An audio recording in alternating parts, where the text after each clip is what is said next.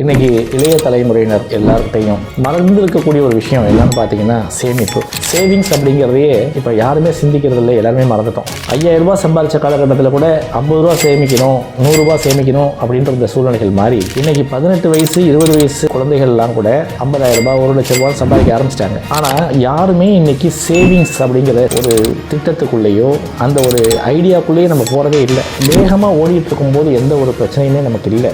அந்த பண ஓட்டம் என்னைக்கு நமக்கு தடைப்படுகிறதோ அந்த சூழ்நிலையில தான் பார்த்தீங்கன்னா, ஐயோ நம்ம இவ்வளோ பணம் சம்பாதிச்ச காலகட்டத்தில் இதை சேமித்து வச்சிருக்கலாமே அப்படின்னு தோணும். சம்பாதிக்கிற காலகட்டத்திலேயே ஒரு சின்ன தொகையை நகையாவோ வீடாவோ இல்லை ஃபிக்ஸட் டெபாசிட்லையோ எப்படியோ ஒரு சேவிங்ஸ் பண்ணிட்டு எதிர்காலத்துக்காக ஒரு சின்ன தொகையை சேமித்து வச்சுக்கிட்டு நம்மளையும் நம்ம குடும்பத்தையும் இன்னைக்கு இருக்கிற லைஃப் ஸ்டைல் என்றைக்குமே நம்ம குடும்பத்தை எல்லாருக்கும் கிடைக்கணும், நமக்கும் கிடைக்கணும் அப்படின்னா அவசியம் இதுவரைக்கும் நம்ம பண்ணலைன்னா கூட இனிமேலாவது பண்ண வேண்டிய ஒரு விஷயம் சேமிப்பு, சேவிங்ஸ்.